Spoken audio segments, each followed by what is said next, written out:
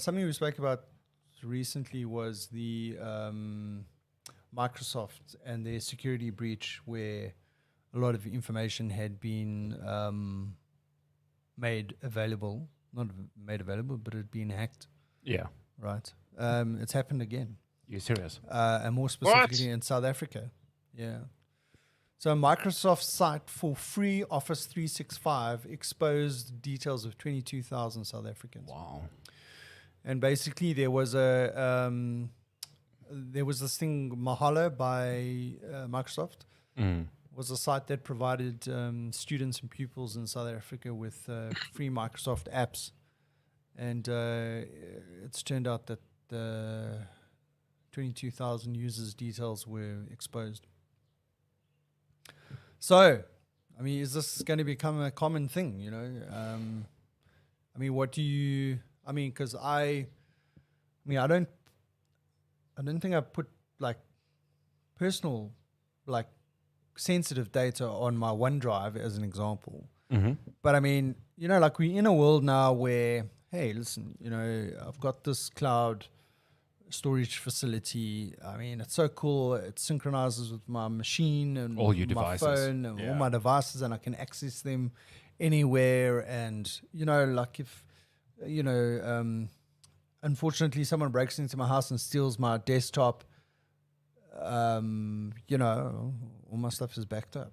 Yeah. You know what I mean? It's on the cloud. So, but I mean, like, you know, what does one do to secure your sort of like data so that when this kind of thing happens, that it doesn't, that you're not exposed in some way or another? You might have some banking information on there. You might have some copy of your ID document or copy of your utility bill or something like that on there. I mean, you take those two things together. I mean, you know, you can steal someone's identity with a bit of manipulation of those documents, and I don't know. But it's more than that. Can you imagine if somebody backs up like sensitive photographs and stuff like that? You know. Oh yeah.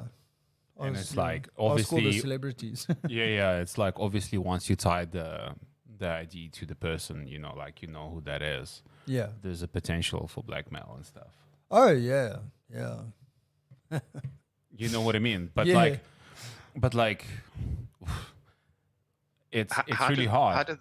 How do they know it's 22,000 people? How do they know that so quickly? I would imagine, let's say they've got 22,000 users that are using that service, and I suppose there was a breach and it's all of them. I don't know. It doesn't say how they know that. Let's see if the article says partnership ding ding ding ding. Yeah, no, it doesn't really say.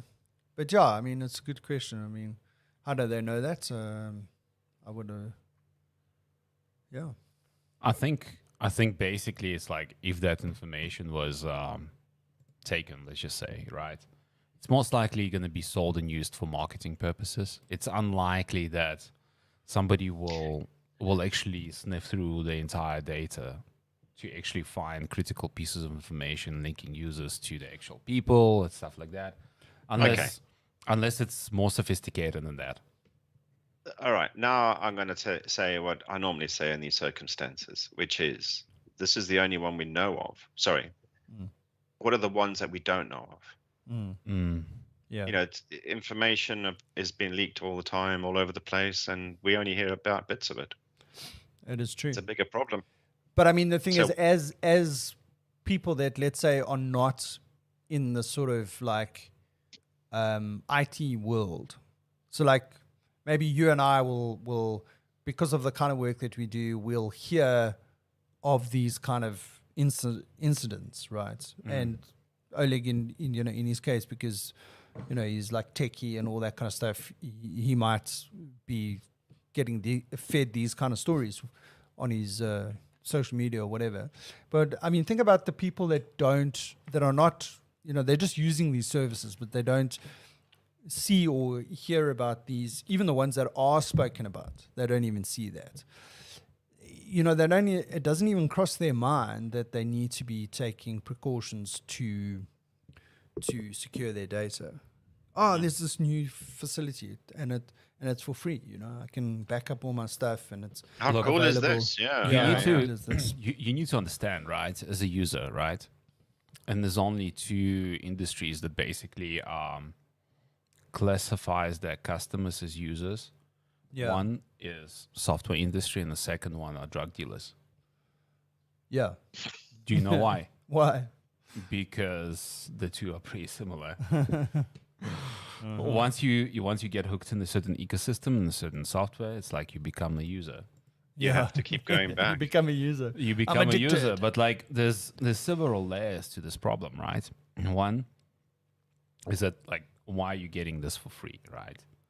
It's like your information is most likely passively being mined anyway. And it's like Sure. it's somewhere in the fine print that, most likely not sensitive stuff, but certain character traits about your certain data analytics code is definitely running on the background. Yeah. It's like absolutely. that's a given. So, and the second layer of the problem is, there's other aspects, like in terms of people actually hacking the service and just encrypting the drive and holding your hostages to that encryption. Yeah. No, it's true. And I mean, think about it this way, right? Like 20 years ago, to bring like a country like UK to its knees, it's like you really needed like a superpower to actually pull some giant strings to actually make it happen. These days, it can be done by a 16-year-old with a $2,000 laptop. Yes. And it's been done. I mean, And it's think been about done. it. Think about it. It's like just got some really good technical skills, good laptop, understanding of the systems, that's it. Yeah. Bring the national electricity grid to its knees, and that's. Yeah. I mean, think about the world that we live in. No, exactly. I mean, example was like, remember we were discussing the U.S. oil pipeline, Yeah. Yeah. literally brought down to its knees Yeah, by exactly. a group of hackers. Yeah, exactly. Told them pass, or it's like this is it. I mean, this is the world that we live in, and this is going to become a lot more common. Yeah. So I mean, I think definitely sort of like you're saying, attacks on countries are not going to be There's no money sort of in like that. military. There's no money in that really. Yeah. Like think about it this way: these hackers, they basically just want to get a quick payday. Yeah. I mean, like once you basically launch an attack on a country like UK, for example, say Germany, then you become really like high target on international radar, and these guys will try to obviously avoid that because that's terrorism, Yeah. Cyber terrorism. Yeah. cyber terrorists. But if they basically hack a bank and hold a bank hostage, that's Yeah, you know what always scares me? The thing is, Yeah. like, you'll get the guys that will hack and do something, like make it known that they've done this. They'll be ransomware and they'll Yeah. demand some money, or, they will hack in and they will take data and they'll expose that data, WikiLeaks or whatever it might be. But what about those ones that are not interested in the sort of like instant gratification of admitting that they've hacked into something, but they do some sort of hacking or whatever, but it's below the radar, like no one knows about it, and slowly but surely they're chipping away at something, whatever it might be. but there has You're to like be some skimming sort of- something off the top. There have to Different be people some. have different motivations. Some Yeah, but people that's what like I'm the saying. glory of It's like, being known that they can do it. Others just self-satisfied that they've managed to do something under the Yeah. radar. yeah. So I think I suppose when we can talk about the psychology behind someone that does this kind of thing. I mean, a lot of the time they would want some sort of recognition for what they've done. But I'm more scared of the people that are quite happy to fly under the radar, install some sort of malware or something like that that's farming data or whatever it is, and they're then reusing that data to skim something off somewhere without anyone knowing about it. That's what scares me the most. I think those are like 1%. No, fair enough. Fair Those enough. are like really 1%. Those guys are really hard to catch.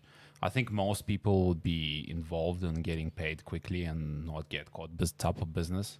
Yeah. So I mean, these ransomware groups, like I read an interesting article, I think it was on Vice, about the attack on that financial company based in US that basically encrypted all the point of sale devices Oh yes. of their customers. Oh, who was that? Which chain was that? Kaseya. It was a Kaseya hack, right? So I watched an interesting podcast on that, and I mean, these guys as hackers is like we just want to get paid, like just pay us what we're asking. It's not a lot in consideration of how much money you're making.